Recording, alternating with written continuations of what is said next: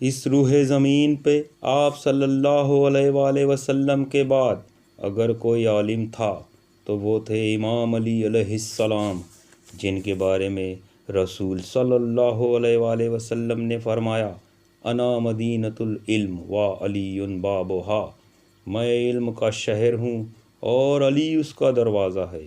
اسی لیے امام علی علیہ السلام نے فرمایا، سلونی سلونی قبل ان تقفدونی، جو کچھ پوچھنا ہے پوچھ لو قبل اس کے کہ میں تمہارے بیچ نہ رہوں۔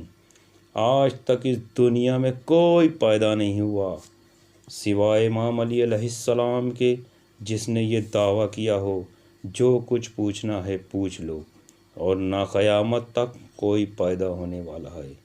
ایک دن امام علی علیہ السلام کی خدمت میں ایک شخص آیا اور بولا، میں یہودی مذہب سے تعلق رکھتا ہوں، سنا ہے آپ اللہ کے ولی ہیں اور بہت علم رکھتے ہیں، اگر آپ میرے کچھ سوالوں کے جواب دے دیں گے صحیح تو میں ایمان لے آؤں گا اور اسلام قبول کر لوں گا۔ اس کی بات سن کر امام علی علیہ السلام نے فرمایا، اے شخص تو سوال پوچھ۔ اس شخص نے پہلا سوال کیا،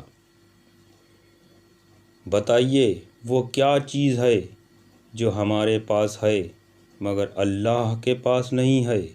میرا دوسرا سوال ہے، وہ کیا چیز ہے جو ہم دیکھتے ہیں مگر اللہ نہیں دیکھ سکتا؟ میرا تیسرا سوال ہے، قرآن میں سب کچھ ہے مگر وہ کیا چیز ہے جو قرآن میں نہیں ہے؟ اور میرا چوتھا سوال ہے، اللہ نظر کیوں نہیں آتا ہے؟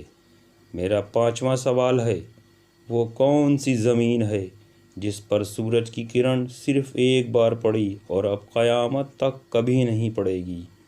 میرا چھٹا سوال ہے، وہ کون سا قیدی ہے جسے قید خانے میں سانس لینے کی اجازت نہیں ہے، وہ بغیر سانس کے ہی زندہ رہتا ہے؟ میرا ساتواں سوال ہے، وہ کون سی قبر ہے جس کا مردہ بھی زندہ ہے اور قبر بھی زندہ، اور قبر اپنے مردے کو سیر کراتی رہتی ہے؟ میرا آٹھواں سوال، زمین سے سورج کی دوری کتنی ہے؟ اس شخص کے سوال سن کر امام علی علیہ السلام نے فرمایا، سن اے شخص، تمہارے پہلے سوال کا جواب ہے رشتہ دار۔ اللہ کا کوئی رشتہ دار نہیں ہے، وہ وحدہ لا شریک ہے اور تنہا ہے۔ تمہارے دوسرے سوال کا جواب ہے خواب۔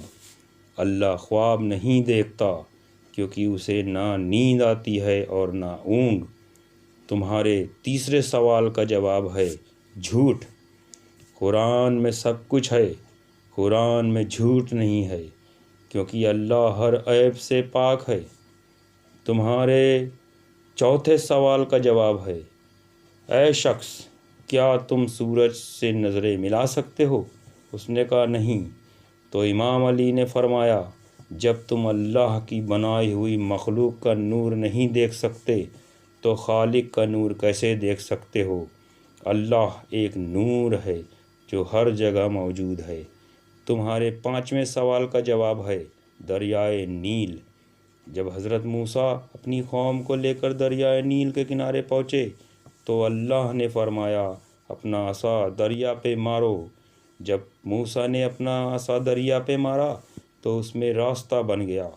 موسیٰ کی فوج اس راستے سے دریائے نیل سے ہو کر نکل گئی، پھر دریا کا پانی واپس مل گیا۔ بس اسی جگہ سورج کی کرن ایک بار پڑی اور اب قیامت تک کبھی نہیں پڑے گی۔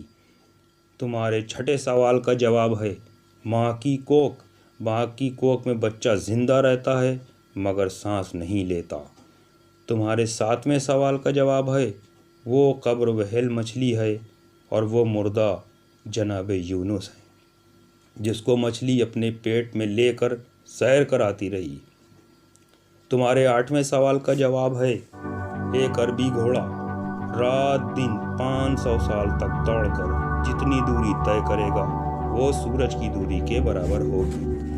اپنے سوالوں کے جواب سن کر وہ شخص آپ کے پیروں میں گر گیا اور بولا، آپ کے بارے میں جو سنا تھا وہ سب سچ ہے۔ آپ مجھے کلمہ پڑھوائیے۔ پھر وہ شخص کلمہ پڑھ کر مسلمان ہو گیا۔